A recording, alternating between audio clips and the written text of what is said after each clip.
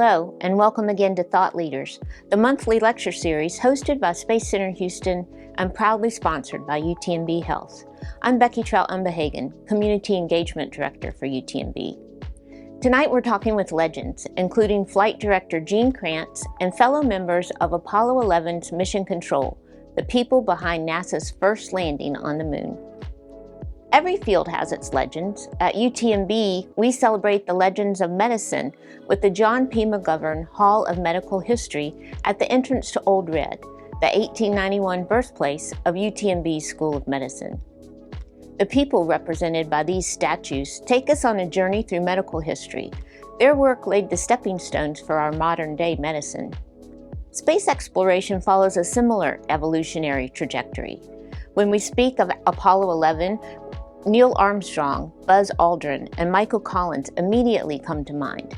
Their heroic accomplishment, that stepping stone that was the giant leap for mankind, was supported and made possible by the expertise of 30 amazing men and women working from a windowless mission control right next door at the Johnson Space Center.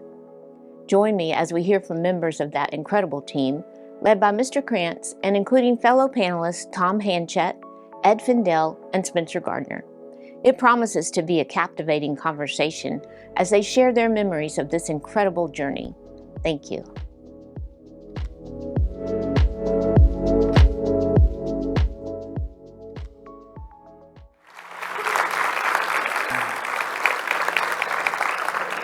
Good afternoon and welcome to Space Center Houston.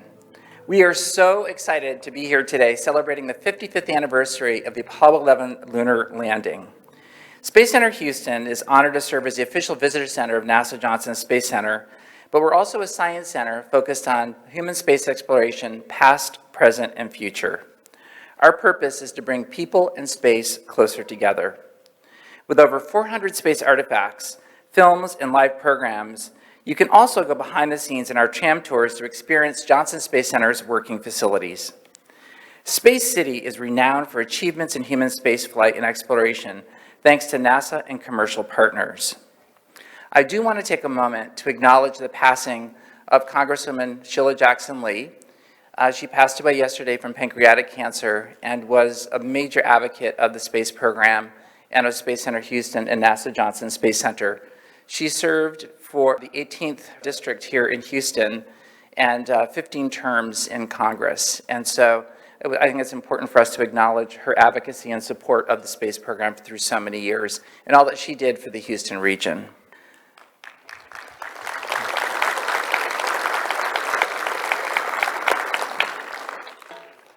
One of the great achievements we gather today to recognize is a successful human mission to the lunar surface 55 years ago. How did we figure this out? Humans are not adapted to travel or live in space, yet we've achieved this. It takes a village, it takes a community of extraordinary individuals. I also want to acknowledge that yesterday, Johnson Space Center dedicated the engineering building in honor of Dorothy Vaughan, the Dorothy Vaughan Center, and the women of Apollo.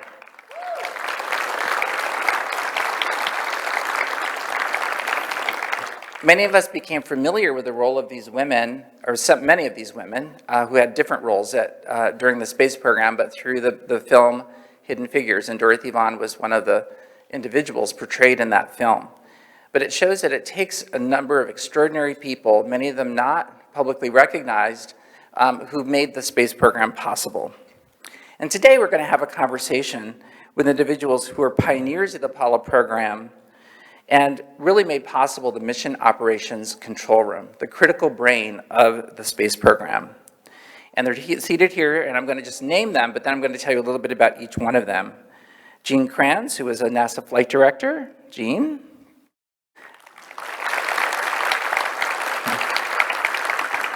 Tom Hanchett, Integrated Communications Officer. Ed Fendell, Integrated Communications Officer.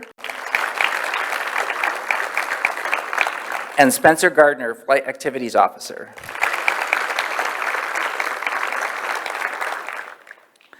You're going to have an opportunity to ask these gentlemen some questions. We'll get to as many as we can. You're going to see a QR code coming up on the screen. With your camera or your phone, you'll be able to scan that code, and through that, you'll be able to send a text to me here, and I'm going to try to get to as many of them as possible during our time that's allocated. Now, let me tell you a little bit more about our panelists today. Gene Kranz was the longtime flight director and Mission Operations Control Room for the Mercury, Gemini, and Apollo missions at NASA Johnson Space Center. During the Apollo 11 mission, he was responsible for leading and making real-time decisions that were critical in keeping NASA astronauts safe in space. Today, guests can hear Mr. Kranz during a special presentation we do in the Historic Operations Control Room for the Apollo program as part of one of our tram tour experiences. Tom Hanchett ensured that all communication operations worked between the astronauts, the space capsule, and mission control room to be able to communicate back and forth throughout the mission. Among his responsibilities, he worked the space capsule's onboard tape recorder, recording all data between ground control when the capsule was behind the moon and playing back the data to mission control. His team also ensured the black and white footage recorded by the spacecraft camera was transmitted back to Earth. And imagine, that had never happened before on a human mission. Ed Fendell worked for the Federal Aviation Administration after leaving the military, and from there got a job at NASA to serve as a Capcom officer at one of the remote sites. Before NASA had satellites to communicate with its spacecraft, it stationed teams around the planet to keep line-of-sight communications with the crew. Ed formally trained in marketing, but got an opportunity to work in mission controls, communications operations, and working with other notable leaders. He was at the console during the Apollo missions and was responsible for ensuring all data and voice communications between the ground and spacecraft were linked. Spencer Gardner served as NASA Flight Activities Officer and was Gene Kranz's right-hand person for Apollo 11. Spencer was barely 26 years of age at the time. I think you were one of the youngest flight controllers on duty when the Eagle lunar lander settled into the Sea of Tranquility with Armstrong and Aldrin on July 20th, 1969. His job was to stay on top of the astronauts' timeline, constantly thinking ahead, considering how best to readjust the flight plan if necessary. He would go on to work on 5 more Apollo missions and attend evening classes for law school. In 1974, he left the agency and became an assistant district attorney, joining a law firm. Again, please join me in welcoming our distinguished panelists.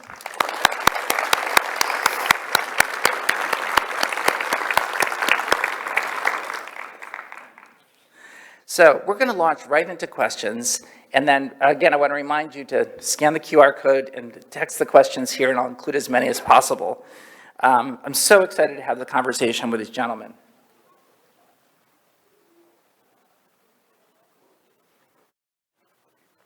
I'm going to transition here to be seated with you. So here we go. So I wanted to begin with, no one had ever sent humans to the moon before. And so I'm curious if you could speak to, how did you approach your jobs? I know, Gene, you were key in helping to create the whole concept and the rules and protocols for the operations, the mission operations control room. But what informed your thinking about how to manage a human mission to another celestial body? From my standpoint, it was, I won't say very simple, but very surprising. I remember the day when President Kennedy made his lunar speech. We had just blown up our second Atlas rocket. We had launched Alan Shepard. We had a total of 20 minutes manned spaceflight experience. We'd never been to orbit. And he said, "We're going to the moon." And you try to reconcile the events that happened just before that. You'd never been to this celestial body, but he's establishing that your mission in NASA within the decade was to put an American on the moon. Well, several of us were military personnel, and to me, going to the moon was great, but beating the Russians was even greater. So I'll leave it at that. So tell us a little bit about how, and with that very little precedence, right, you had to create this So the other gentleman, how did you prepare for your jobs when you came here? Because very few people had done what you did beforehand. It wasn't as though you could speak to people with 10 years, 20 years of experience in sending humans into space. So maybe beginning with you, Tom, how did you prepare for your job? How did you train? Well, when I graduated from the University of Illinois, I had built a space a transmitter for the Air Force on a Aerobee High rocket, and they needed space people, so I was interviewed by North American Aviation at that time, and my first job was to write the requirements and the design of the signal conditioning equipment on the spacecraft for the SPS test. The SPS engine was that engine that brought us back from the moon and put us in lunar orbit. And then the next job, I found myself climbing inside the command module and testing the antenna switch. And lo and behold, it was wired backwards. And NASA QC and the project engineers and everybody says, Tom, how could that be? And I showed them the data. And then they asked me to go to Houston to test the spacecraft in the altitude chamber where they pumped the air out of it and they heated one side of the spacecraft and cooled the other side. And so I wrote the procedures there and ran the test, and then I guess NASA found out that I knew something about the comm system, so they said, hey, come over here and help us. And so I couldn't figure out how in the world I ended up in the middle of mission control with Kranz behind me, Capcons to the left, and the Ecoms to the right, and the trench people in front of me, and I'm saying, how did I ever get here? So that's a lot of synchronous of events that I could talk about for hours. But that's how I prepared. The amazing thing was when I got into the NASA organization, those people trusted me. They asked me for questions. And if I didn't know the answer, I said, I'm going to go find out. So that was kind of one of the things in my life. I was curious about something.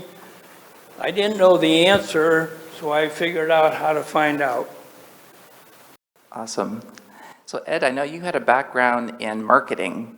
So did that actually assist you when you went into Capcom and you started doing work in Capcom? Let me kind of tell you where I came from. You'll have a little better idea. I started out as an air traffic controller in the Air Force.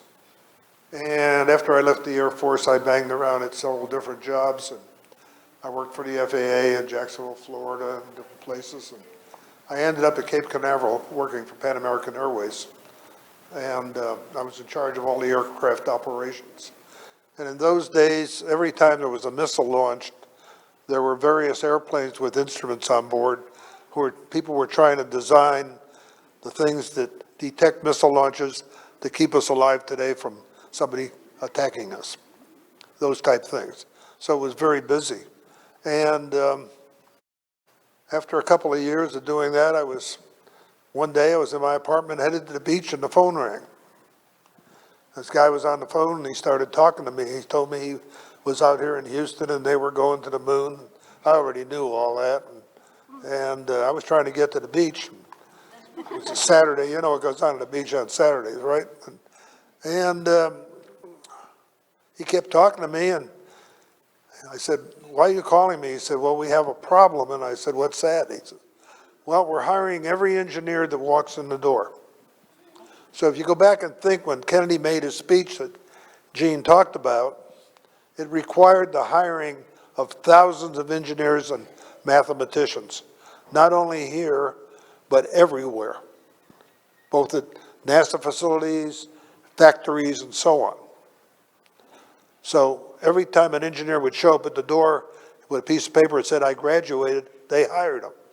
They didn't care what your grade average was, what school it was, or what. And he said, we have a problem. I said, what's that? He says, we don't have any people with operations background. I said, oh. He said, well, you interested in coming out here? I said, well, you make the right money move, I'll come out here. So they offered me a job, and I came out here. As William said, I was a capsule communicator around the world during the Gemini program. One of the biggest thing I've learned when I came here is that we lived in what I called a can-do society.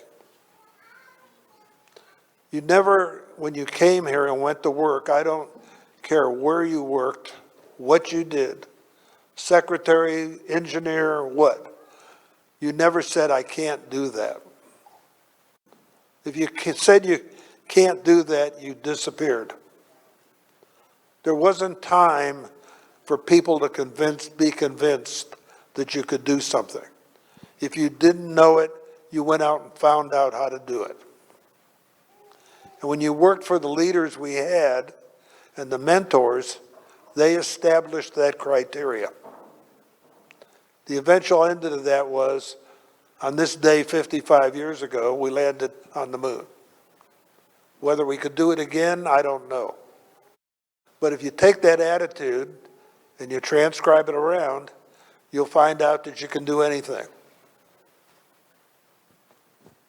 Excellent. Thank you, Ed. I think that's so true that we all set our own boundaries.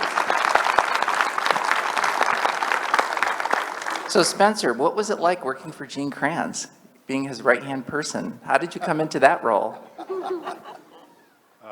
Dropped into it. I had a boss by the name of Tommy Holloway who put me in positions that put me next to Gene Kranz. And let me go back just a second on how we prepared flight plans. One of the nice things that I had as an advantage, and several other folks that came at about the same time I did into the flight planning branch, is that we had been doing manned missions in Mercury and Gemini, and people had been developing techniques to do flight plans. And it's a coordination sort of thing. It requires communication with a whole host of different people.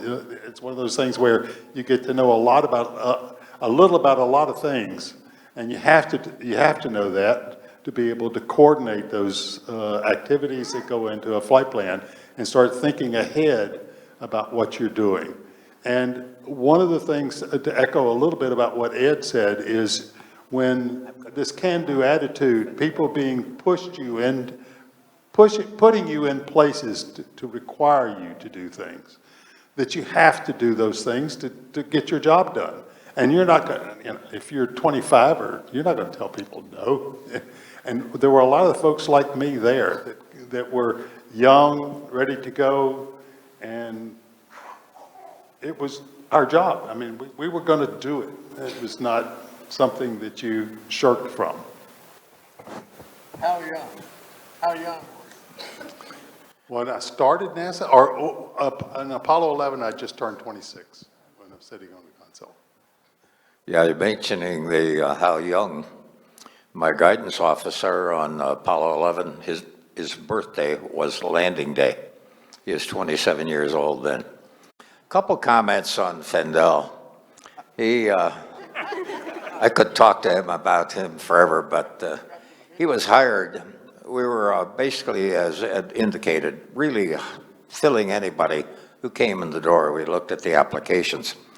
And I was still working Project Mercury at that time, and I saw GCA, Ground Controlled Assist. And Ed was a GCA operator and twice flying fighters. I had been pulled down from some pretty difficult situation with a GCA operator. And you generally give them a good bottle of whiskey after they get you to the ground. But Ed became the go-to guy. He finished out Project Mercury, and when basically we moved into Project Gemini, our second mission, Gemini 4, manned mission, we had an EVA, and I needed somebody to work EVA with me in top secret. We weren't letting anybody know. We'd work our normal day and then move into preparation for the EVA, and Ed was the guy I picked to give me a hand there. He's the guy who gave the go for basically deploying, going EVA, going to basically reduce the pressure and do its stand-up operation from Carnarvon, Australia. He's also the guy that when he said, you don't say I can't do it, we had serious communications problems in the Apollo 9 mission. We basically had separated the communications by spacecraft. And after I was flight director on that one, after flying that mission, recognized we need to centralize all communications. So Ed got the job to form an organization to manage all communications and get it done before the next two missions, Apollo 11. So basically, he was the guy who put all the communications together. I think he got an Emmy from German TV for his performance there. Well, something that I'm hearing in all that you're saying is that some really important things. One, recognizing that we set our own boundaries and that you allowed people to be creative and come up with solutions, and you had to be nimble, and you also had to step outside of the known and the traditional way of doing things. I mean, you definitely had a platform of knowledge that you were based on, but you had to really figure things out as we were moving, as you were advancing the program. There's a question from the audience. I'm going to pepper some of these in here, which is a really terrific one, which are, what are some of your life tips that you would give to people? Some of the big takeaways you have from your time working on the Apollo missions, things that you're now kind of embracing in life as you move forward in life. And this is a conversation, so any of you, please feel free to step in and respond. Spencer? Preparation. Preparation. Yeah. So extrapolate a little more. What do you mean by preparation? Well, one of the things we did in those days was all the different simulations that we had. We did simulations of all kinds of things, and it helped us prepare. But we also, when we weren't in mission control doing a simulation, or we were discussing some of those other things, we tried to go in detail. We would do simulations with the crew and sometimes with other folks in the simulators, where we would run through the procedures ahead of time, run through changes, run through things that we would want, and a number of the missions, including Apollo 11, a number of the procedures that we looked at, we were running simulations again just to check them, even during the mission, before they were performed or sent to the crew. Preparation was the key.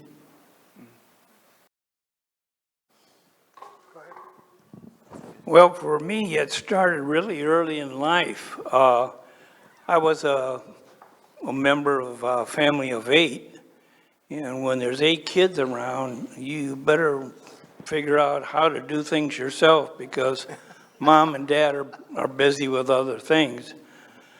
So when I went to college, my math teacher told me, it's too soon to quit. Keep on keeping on. You just haven't succeeded yet. And then I got to flight control, and Gene told us that failure was not an option. You keep working until you get a solution. So those have been a very important thing in my life in doing that. So we all worked together on something that we've never done before, and we thought about a lot of things that we needed to know in case, and we did a lot of what if thinking. What if this fails? What if that fails? So we had the schematics, we had the malfunction procedures, we had the simulations, and we had all these things prepared. And then we had this great organization. So when Apollo 13 came along, there really wasn't any panic. It was get to work. And we did whatever we needed to do to make it happen. And that's one of the things I learned as a soccer coach.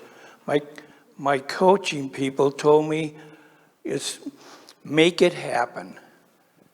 And that's what we did. We made it happen. And you can do the same in your life. There's young people in this group here. I have my great grandson and granddaughter. He likes robotics. She likes mathematics. And my newest great grandson, a year and a half old, Noah, well, he's learning how to do things. He's building his blocks and his toys. It's amazing what our youth are coming up with nowadays. You know, one of the things we've talked about simulation several times, and there's nothing like sitting in front of this room full of people. We had generally 19 controllers in the team.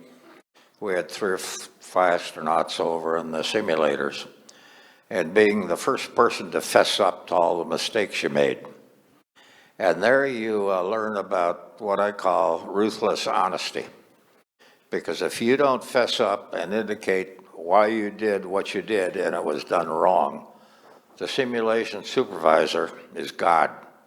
He will let you know what you did wrong because you were tape recorded and video recorded during the simulations.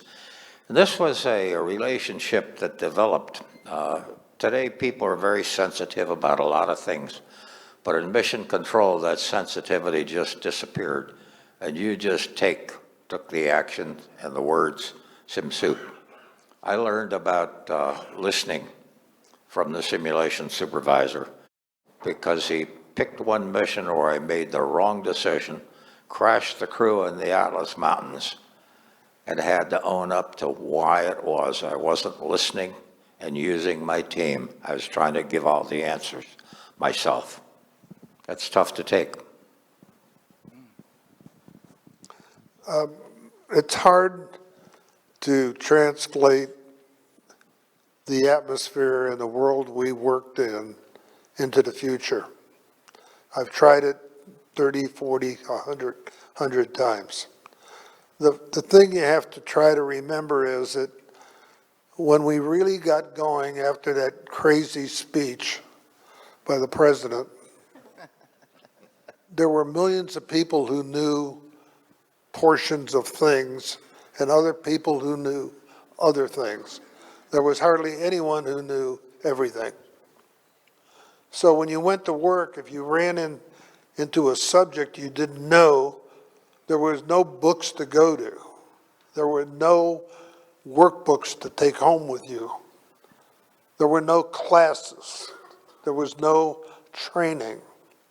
So what you did is you found out who this person was down the hall 3 stories down, who knew that subject, and you went and searched that person out, and that person helped you. And when someone needed a subject answered that you were the expert on, they searched you up. You couldn't find a book. You couldn't find a workbook.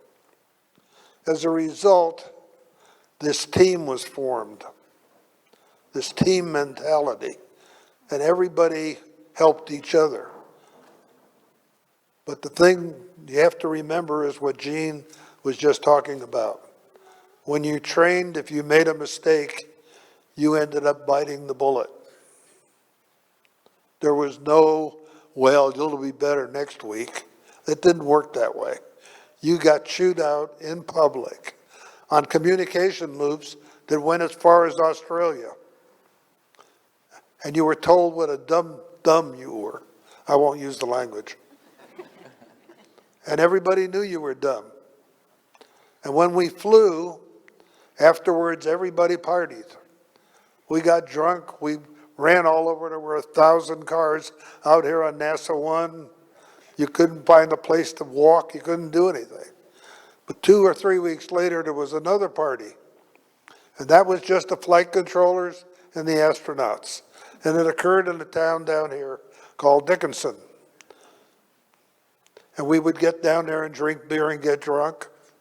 And then everybody would tell you out loud everything you did wrong. They would stand up there on a table and tell you what a dumb, you know what, are you are. And if you couldn't take it, you had no business being there. So everybody knew you had done wrong, and you had done wrong. They didn't pat you on the back. They told you what you did wrong. And you tried to learn from what you did wrong and what the other guy did wrong. And if you had people working for you, you tried to teach them what you had done wrong so they didn't do it wrong. It's hard to do that today. It's hard to admit you're stupid.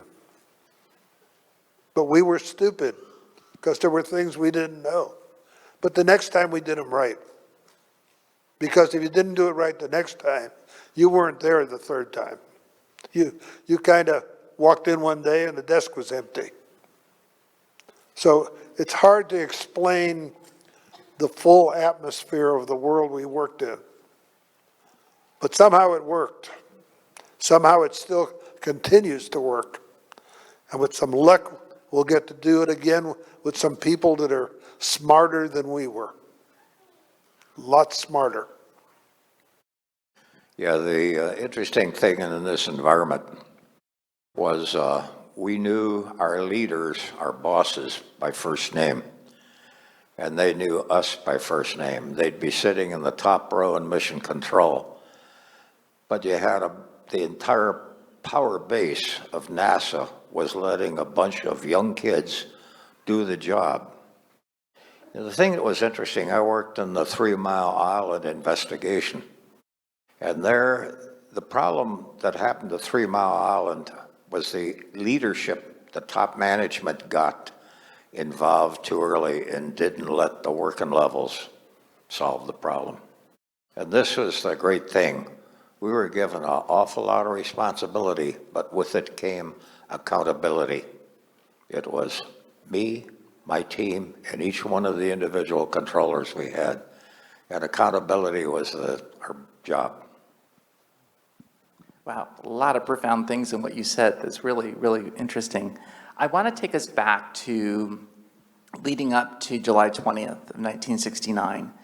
And, you know, here you have a lot of excitement, a lot of international pressure, national and international.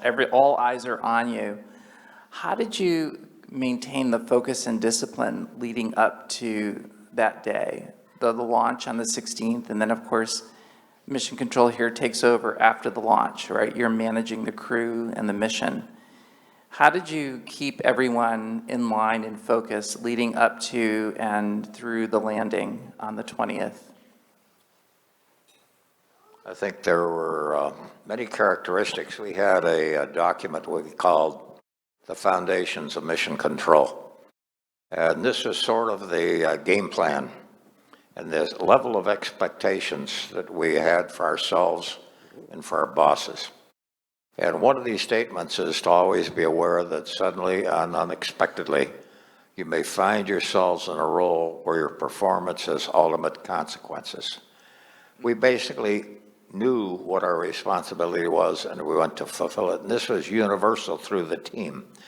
So preparing for the mission was almost easy compared to dealing with the media and everything else that was going on outside.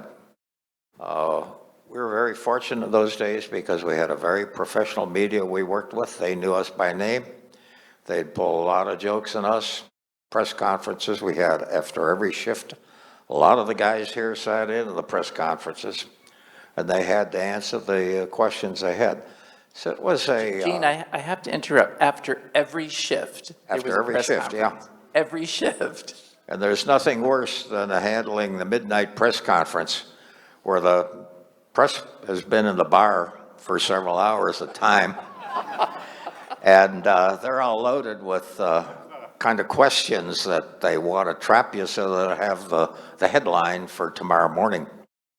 But it was also very friendly. It was after the Chris Kraft, he had the shift before me when we circled the moon on the Apollo mission for the first time.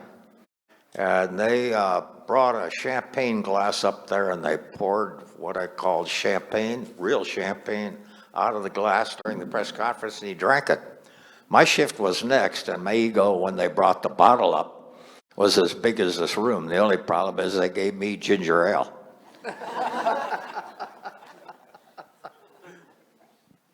So I'm curious, I of course watched the loop of the footage from the Apollo landing, and I was so impressed by the discipline in the room when the landing happened. And we know that it was really close, right? There was very little fuel left at the time Columbia landed on the surface of the moon. How did you maintain that discipline in the room through that moment, once the Eagle had landed? I mean, I would think that the room was ready to explode with excitement. I think everybody here have a different take on it. The one thing that was absolutely surprising for me, we had probably about 80 or 90 people in the viewing room behind me, and as soon as we landed, they started applauding and stamping the floor right on down the line. And that was the only thing we'd never heard in training. And I could not believe that somebody had lost control up there. And pretty soon the rumor got picked up, so I got sort of ticked off. I'd say, okay, everybody, settle down. Get ready, and we had a series of stay, no stay decisions. The crew is just on the moon, and we have 2 minutes to make the next decision. Is it safe to stay there with the spacecraft? And we did it again at 8 minutes. We did it again at 2 hours. And after 2 hours, we could join the celebration. How about your other guys? Well, that was the thing.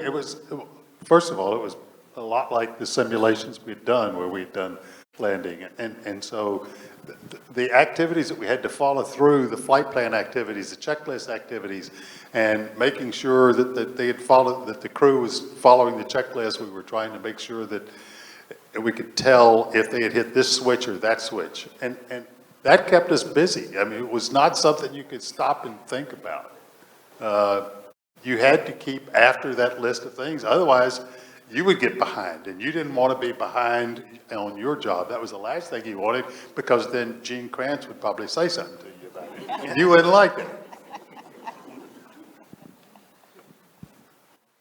Well, 50 years later, I was looking at the flight plan and stuff like that, and I had forgotten that I was in mission control when Neil stepped on the moon. And I said, gee, how did I forget that? Well, I was focused on Mike Collins going around the moon and making sure his antennas were correct, his tape recorder was going, and he was healthy because he was the way home. So I was so focused in my responsibilities that I had just kind of missed the other party, even though I saw it up on the IDA-4 in the screen. How many of you people have been over to the rebuilt Mission Control? Did you notice when you were over there listening to the tape, there were only several voices you ever heard? There were only 4 people who ever said anything during that descent. He was one of them. One was Charlie Duke, the capsule communicator. One was a fellow by the name of Steve Bales, who you heard calls being made about computer problems. And the third one was the limb prop officer, who was reading out the amount of fuel that was left before he had to abort the landing. Everybody else in the room was glued to the displays in front of them of the equipment that they were responsible for. I don't think I've ever been in that room when it was so quiet. Nobody was talking. They were afraid if they talked, they would get shot.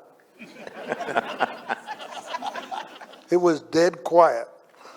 We landed. Charlie went crazy. He said, you got guys turning blue and all that nonsense. And everything went on, and some noise started to come on. And the gentleman over here said, quiet down, we got it ready for T1. And that was the point whether we were going to stay or not. So it was, when people ask, what it was like. The room was like that. The real question you want to ask these people is, what did they feel like? What did he feel like when he said, touchdown? What went through him? What went through him and what went through your families that were probably, most of you, a little older than you, when they were watching it on TV? That's the real question. Great, thank you. Gene, you wanted to add something? Yeah, one of the things that was interesting, we talked about Steve Bales several times. You might talk about what Neil Armstrong at that time. I did a talk at the Smithsonian, so I went through all the tapes and his write-up, etc. About a month before the mission, he ejected from what was the lunar landing test vehicle out at Ellington Air Force Base. And that vehicle had an attitude problem where it tipped over almost horizontal when he ejected.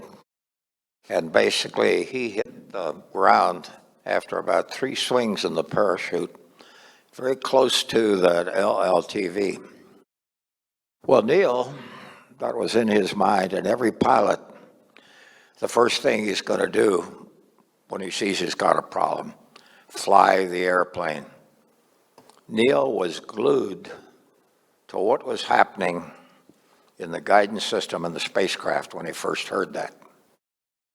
And at the time that he heard that call, he should have been looking out the window and take a look where he's landing, but he didn't. He continued to fly that aircraft all the way down. He's supposed to do it about 17,000 feet. And he's down about 2,000 feet now where he first looks out and sees his landing site. And this is just the beginning. Ed talked, they're really counting down seconds of fuel remaining, because at that point, Neil entered into what is called the dead man zone in the trajectory, where in order to abort, he's going to have to land first and then abort thereafter, because fire in the hole staging, the engine is insufficient to move the lunar spacecraft back to orbit. So Neil finally gets down there, and it's like many of you have probably or maybe have driven a car in a snowstorm where the wind's behind you. So now Neil is blowing the dust off the lunar surface, and basically at the surface is moving, so he has to pick up a solid device, a major rock, a boulder, big enough, so he can use as his reference.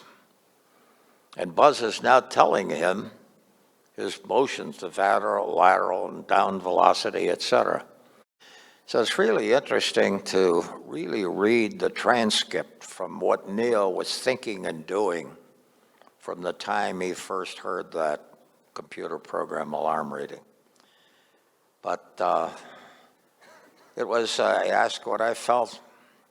I was just almost paralyzed holding on. There's a handle on the TVs there, holding on as they're counting down the seconds of fuel remaining.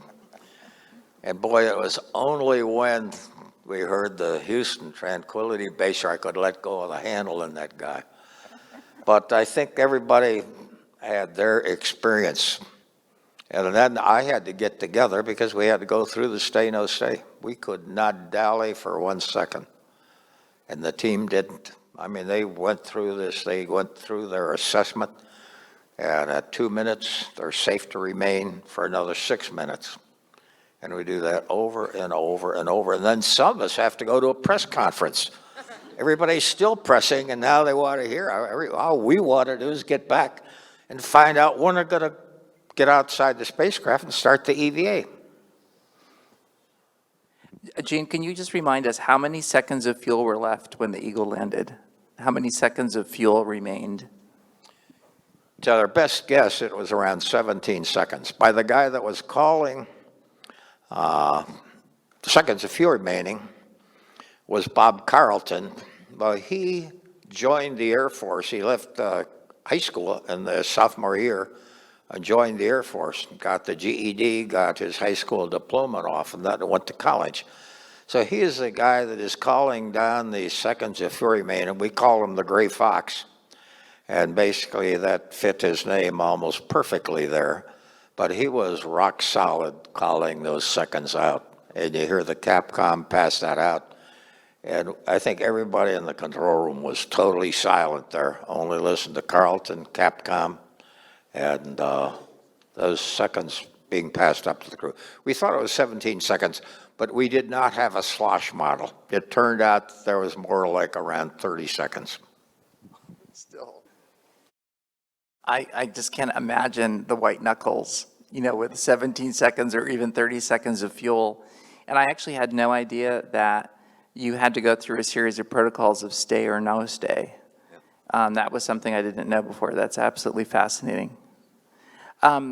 We have a lot of questions that I'm trying to integrate into some others from the audience today.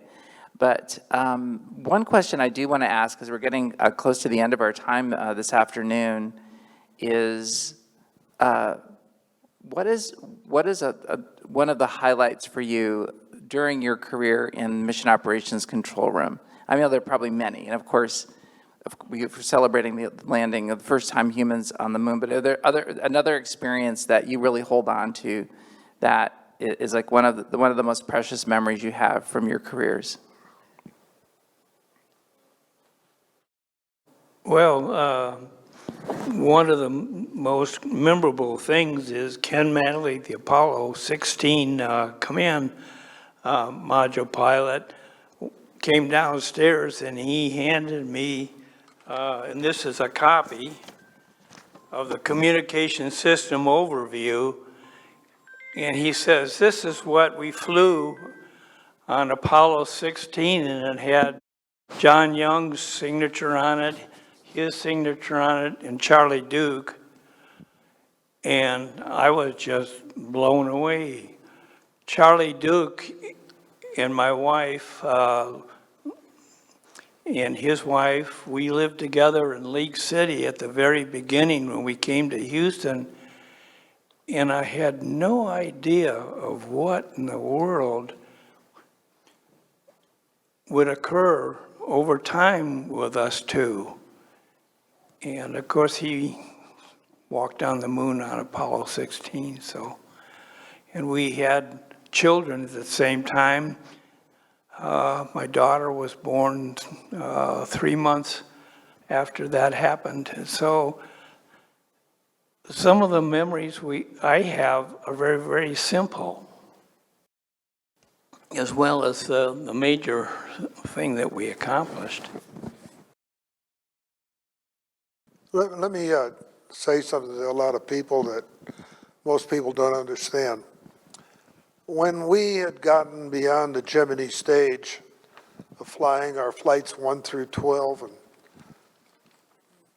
we had certain mishaps and so on that we made changes. When we reached the point of starting Apollo, we ran into a world of changing schedules. It appears when you look back today that we flew Apollo 1, Apollo 2, 3, 4, 5, and onto the moon and so on. That's not exactly what happened. We would have a flight early on, and then you'd start working, because you already had people working on the next flight, and you would start working on that flight, and you'd arrive to work the next day, and somebody said, we're not going to fly that. We're going to go to here. So you would throw away everything you'd done and start over again. And you'd been working 10, 12 hours a day, 6 to 7 days a week, and you now had a different schedule. And a good example of that was Apollo 8. As everybody knows, that wasn't the plan. And then all of a sudden, we flew Apollo 8. Most people have no idea what it took to go fly Apollo 8. How many people worked day and night and weekends doing the things that it required to fly that flight. And that went on all the way through the program. You worked what you had to get done, and it didn't turn out to be 1, 2, 3, 4, 5. There were other flights in there that we never flew. Naturally, nowadays, nobody knows we didn't fly them because they're not doing some crazy research paper. But we just never flew them. Unmanned and manned flights. The one thing that always happened is you got your work done. When we flew Apollo 11, it was like, it's all over with. We're going nowhere. That's not what happened. Because several days later, you were working on Apollo 12. And that's the way life was here. You worked every day, and you worked until somebody said you don't have any more money. It's over. Spencer. Well, I was going to slightly change into a lighter subject here for a second. One of the interesting things is that the Apollo 11 flight plan that was produced publicly, right up through, I think it was revision B or C or whatever, and the last few revisions were to be done pen and ink individually in your thing. There was none of this electronic forwarding of any email. Had us going to sleep, had the crew going to sleep after they landed on the moon. That was the approved flight plan before we lifted off. I don't know whoever thought that we would actually do that, but that was what we were, when we were preparing the flight plan, and we were required because of medical reasons and some other things that we had to plan it so that they would land, they would then doff their suits, curl up in their little hammocks and go to sleep, as if that were going to happen. But we had a flight plan already prepared that in case we actually decided to step out before we rested, then we would do that. And I don't remember, Gene, exactly when that was pulled out. I think it was the afternoon of launch or something like that, but it was, or the next day, we pulled that flight plan out, and everybody sort of knew that that's what was going to happen. But Yeah, we had two teams standing by in mission control. We had the team for the EVA and the team basically for the crew sleep period. And it was sort of chaos. I could not believe, like Spence says, that the crew would go to sleep. No, you ask what my feeling was, it was, I always got sort of misty. I really was so damn proud of my team for every mission we flew that it just took a bit of time to just sit down and really accept the fact that we did it once again. And then we had the sweetheart deal with Cigar Institute of America, that they provided the cigars. So we would make sure that not only the guys in the front room, but our back room guys had it, because basically there's a bunch of people that were great supporters back there. And then down in the computing complex, it was just, we got as many cigars as we could. Sometimes we even smoked cheap ones, RG Duns. Swisher Sweets. One, Gene, if I can, because if anybody has gotten online, they can listen to some of the stuff on Apollo online, I think is what it's. Anyway, one of the things that's listening to some of that again is reminding me how important those back rooms were. That who you saw out in that mocher were just, they could not do their jobs without the people in the back rooms. I know I couldn't do mine, and I'm sure that all the other folks with their people in the back room, that's who really kept them honest and kept them in line and made sure that we did not screw up, or if we did, we knew we had done it and could fix it. Fantastic. I regret the fact that we're getting close. We're almost at the end of our time. We're going to have to wrap this up, but I want to give you each an opportunity, if you'd like, to share a final thought now that we're at the 50th anniversary of Apollo 11. You want me to start? Yes, Ed, go ahead. Well, first, let me tell you quickly something that happened to me. When we were landing, like I told you, it was dead quiet except for those 4 people. I've been asked a million times what I felt like and how it felt, and I think William wants to know that. I kind of felt like I was watching my displays and so on, but I was levitating over my chair. I didn't feel as though I was touching my chair at all or the floor. When we landed, I gave a deep breath, and I listened to Charlie, and I heard Gene say, everybody quiet, you know, and so on, and we went on our way, did our things, and then the big thing happened to me is we did a shift change. And I went home, and I took about 3 hours sleep. I got up, took a shower, and I was heading back out to work. And just down the freeway from me was a Dutch Kettle, which is a little restaurant where they serve breakfast. And I grabbed the newspaper, which any of you have ever seen. The paper from that day is about that thick. And I walked in and sat down on my rotary stool and ordered my scrambled eggs. And I was waiting for my eggs, and I was kind of looking at the sports in the paper. And two guys walked in and sat down next to me. They were from the gas station down on the corner, and they had their coveralls on, and they had grease all over them. You know, real Americans. And one of them all of a sudden turns to the other one, and he says, you know, I landed at D-Day on the beach of Normandy. Boy, my ears perked up. I'm a big war buff. He says, I never felt prouder to be an American than I did yesterday. Bam. I lost it. I threw my money down on the counter. I went out in the car and cried. It finally dawned on me what we had done.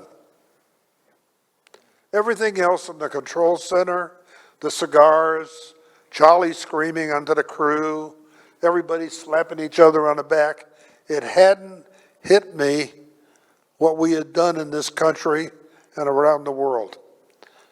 It hit me by a guy in dirty coveralls. So when you think back today, your day is going to come when they land on the moon again. And some of you, your day is going to come when they land on Mars. Think about what I said and what you're going to feel like. I think that's the biggie. What do you feel like? Thank you so much, Ed. Really profound. Tom. One of the things I do is I give talks at the Chimney Rock in Colorado, and what I like to do is I like to talk to the youth who are here. And one of the things I came up with was the 7 W's of my life. And it's easy to remember 7 W's than to remember 7 things. So the first one was, when I was a kid, I wondered why this was that way. Why did this radio work? How did a car work? And so I would wander around the neighborhood and I'd watch the mechanics fix the car. I'd watch them fix the radio. And then from that, I would learn wisdom, a lot of wisdom. I saw how other people did things, so I wanted to do that too. And the next thing, I started wishing for things. I wished I had a motorbike. I wished I had a car. And then I found out that all I had to do was work. And I found a way to work to get what I wanted. And all this came about, I'm sitting in mission control in the middle of MCC, and the way I got there is I was just being myself. I was doing what I loved, and I was following what I loved. And the culmination of it all is you get to learn yourself, you get to learn your skills, you get to learn all these different things, and you're grounded. You feel like you're a whole person, you know who you are. So when there's craziness around you, it doesn't shake you up. You know who you are grounded. And I want to just pass that on to every young person up here.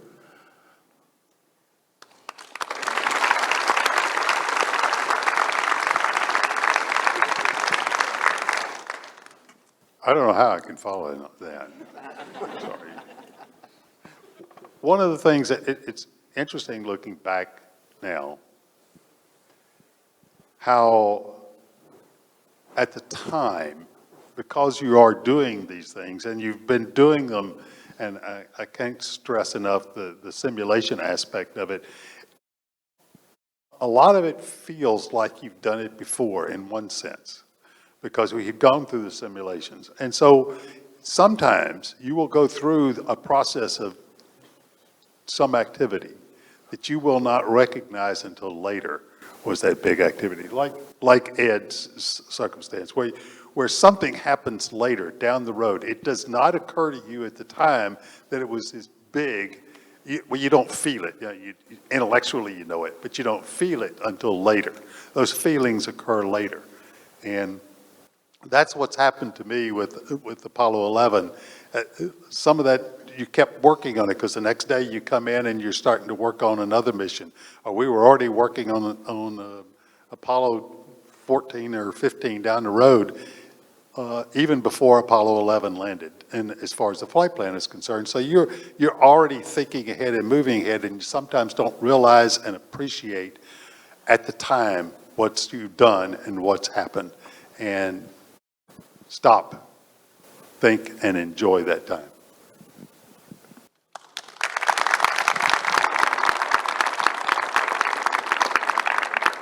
You know, from my standpoint, I think of the support team I had at home, the wife, family, because this was a continuous process. There weren't any holidays, birthdays. All these things were set aside for the job we had to do. This is true of all the people. So there was a amount of sacrifice from the families of all the people that supported my controllers. Occasionally, I would get pretty misty because my wife had to talk to some of the other wives, and she'd try to settle them down, and we'd have a bit of a talk. Is there anything we could do differently? And basically, there weren't any options. We had the option. The clock was always counting down to some liftoff that we had to meet. And the clock was the thing that drove our lives. Wow. Well, again, thank you, Gene. Well, this has been an afternoon full of all kinds of perspectives and insights. And again, please give a round of applause to our panelists for joining us today.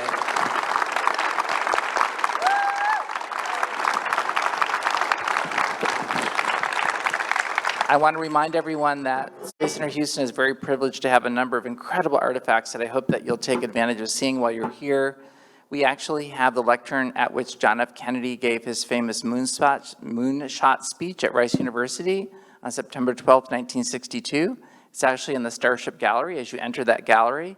And we're also fortunate that from the Kennedy Library, we have a facsimile of the actual speech where you can see his handwritten notes on it and the edits that he made of that speech. You also can see a number of other incredible artifacts. We have here the largest exhibition of lunar samples from Apollo 15, 16, and 17, and a 17 sample that you can touch. And then the other thing I want to remind you all is at 3 p.m., very shortly today, we're actually going to do a reenactment of the lunar landing on our giant Mars wall. So that's in the main lobby of Space Center Houston. So you'll be able to, on the giant screen in high definition, experience the lunar landing just the way these gentlemen helped direct that mission 55 years ago today. So again, thank you for joining us, and please have a great rest of the day.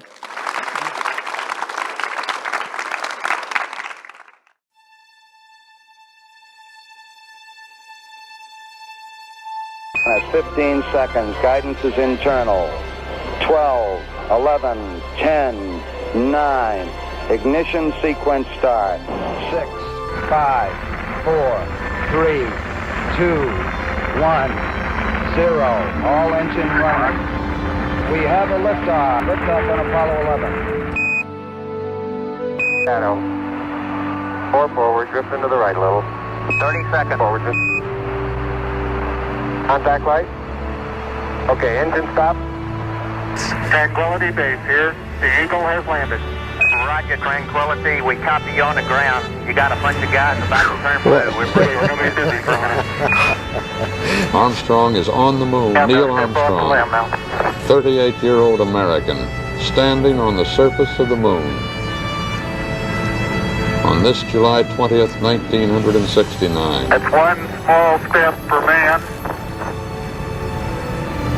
One giant leap for mankind. Oh, that looks beautiful from here, Neil. It has a stark beauty all its own. It's like much of the high desert of United States. It's different, but it's very pretty out here. Beautiful, beautiful. Isn't that something? Magnificent sight out here. Magnificent desolation. Tranquility Base, Houston. Guidance recommendation is pings, and you're cleared for takeoff. Roger, understand. We're number 1 on the runway. 7, 6, 5, engine arm ascent.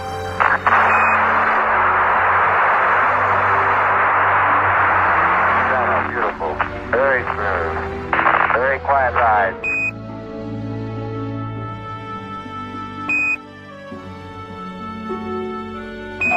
Apollo 11, this is Hornet, over.